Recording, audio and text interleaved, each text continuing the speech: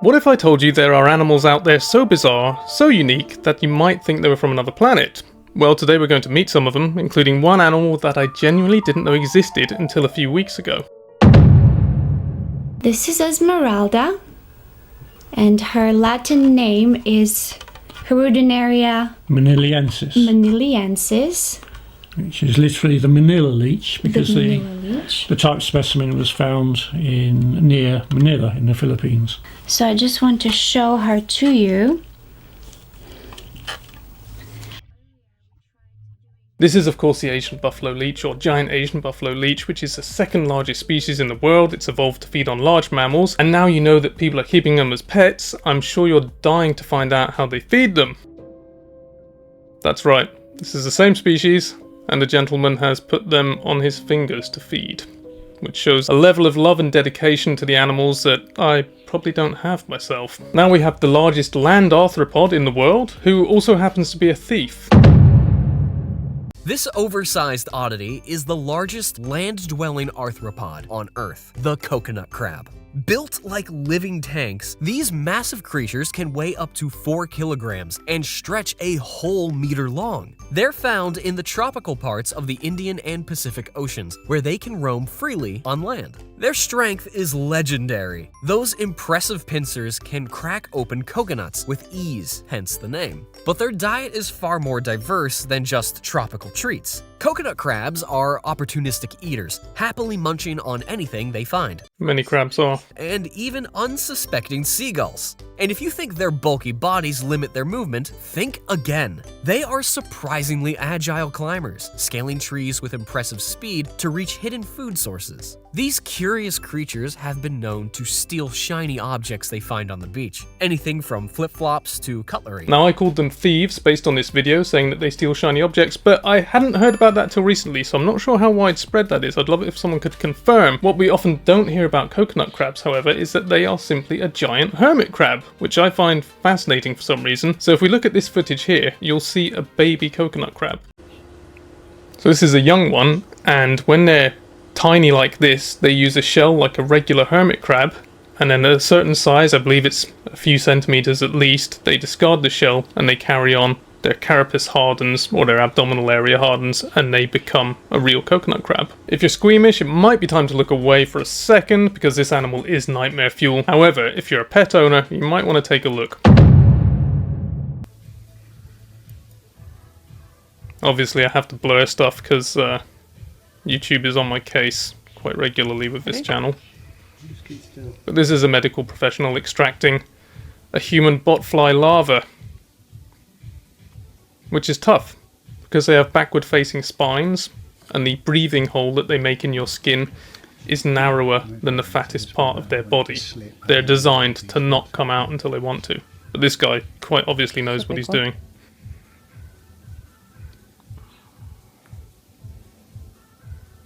Christ sake. That was obviously quite disgusting, but when you look at it, their life cycle is quite smart. This fly hatches out of your skin. Here's how. First, the fly captures a mosquito. The fly lays its eggs onto the mosquito's body and then releases it into the wild.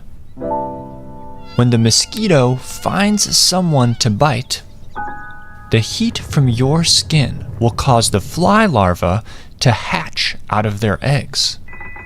Those larvae will crawl into your body. We hear a lot about the human botfly because it's the one that scares us the most. But earlier I said if you're a pet owner, you might want to keep watching because botflies are a large group of species in fact. They have an almost worldwide distribution. They're all the way from the Americas to the Antarctic. And if you have an animal, a rabbit or a dog, which suddenly gets a bunch of lumps under the skin, I mean, take it to the vet anyway. But on some occasions you could take it to the vet and find out that it was a botfly attack. You've probably heard of the mimic octopus before, but I really want to talk about them, so here we are. This is the mimic octopus. Their scientific name creatively is Thaumoctopus mimicus. Yes, scientists could have picked anything, and they went with that.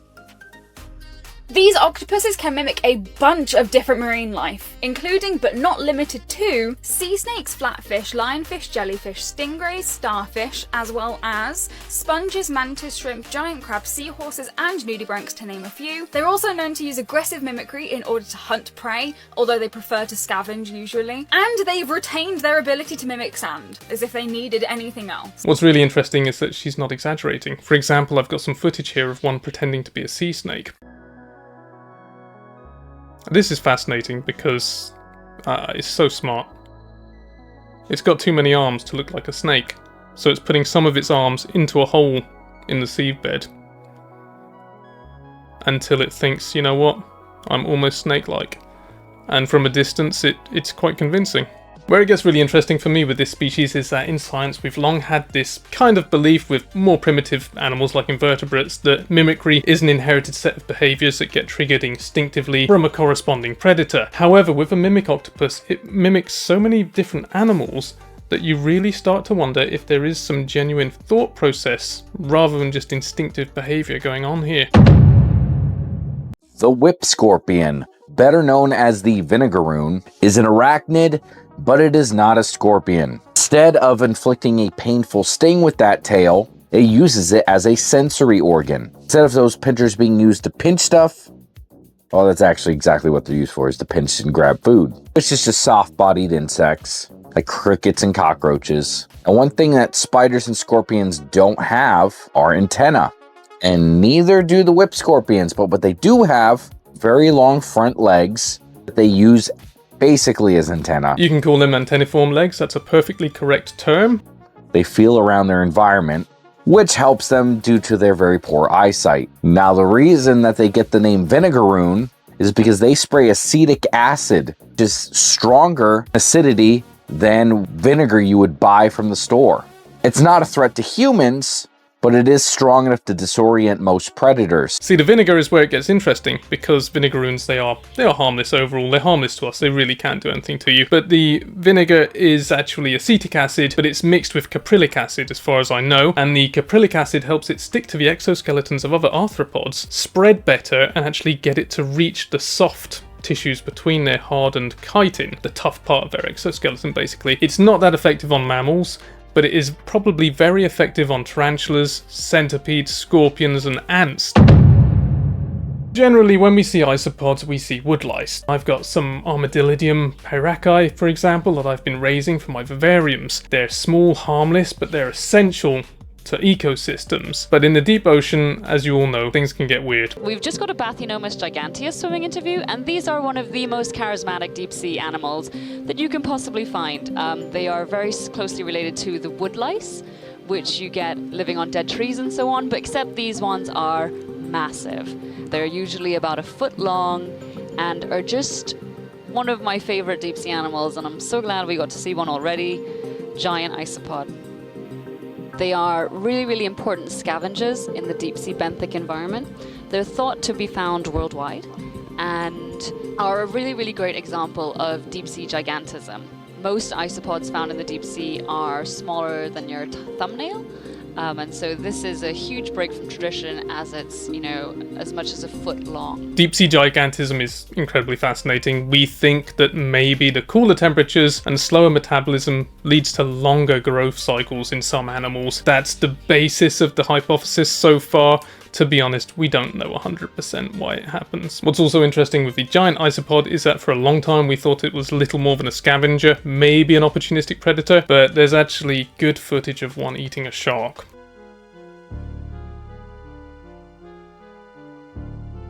This is a healthy shark, by the way. He's just latched on.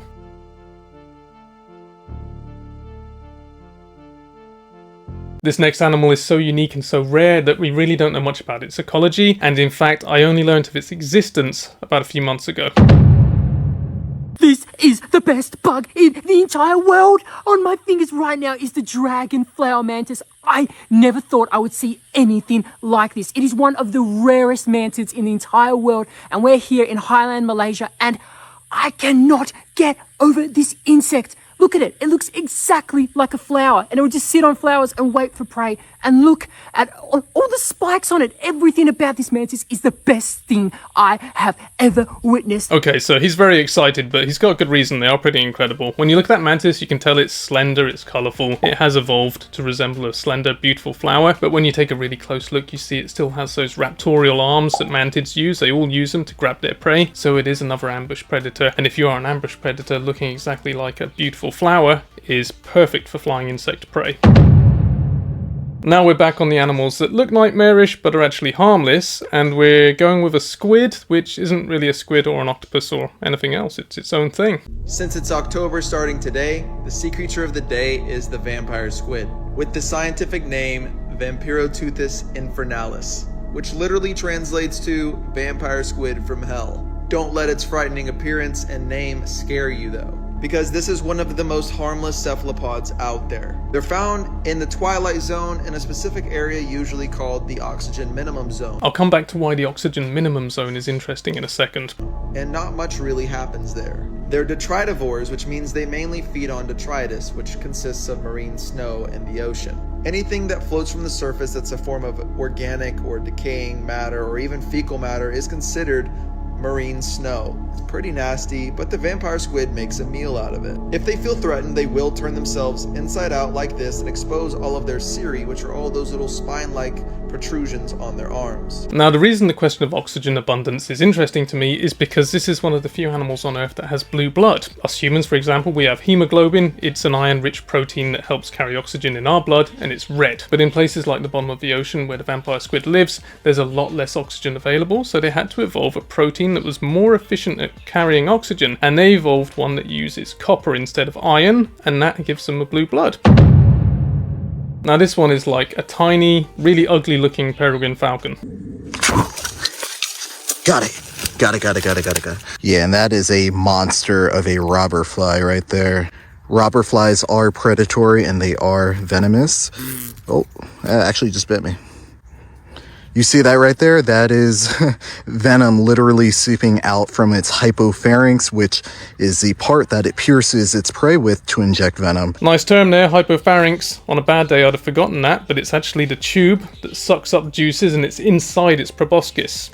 And as you can see, that is saliva that is laced with venom right there. They are fearsome predators and will feed on prey that is much larger than themselves. Some species have been actually known to take down dragonflies and also hummingbirds. They'll actually grab prey mid-flight, they'll change direction and grab a dragonfly or another bee or anything and just take it and stab it and suck its juices out. Kelvin Wiley doesn't appear to be afraid of any arthropods, and he's got quite a good channel as well. Well, that's going to wrap it up for today. I've enjoyed going through these with you, but if there's more you'd like to see and suggestions for other videos, please don't hesitate to let me know in the comments. Thank you very much.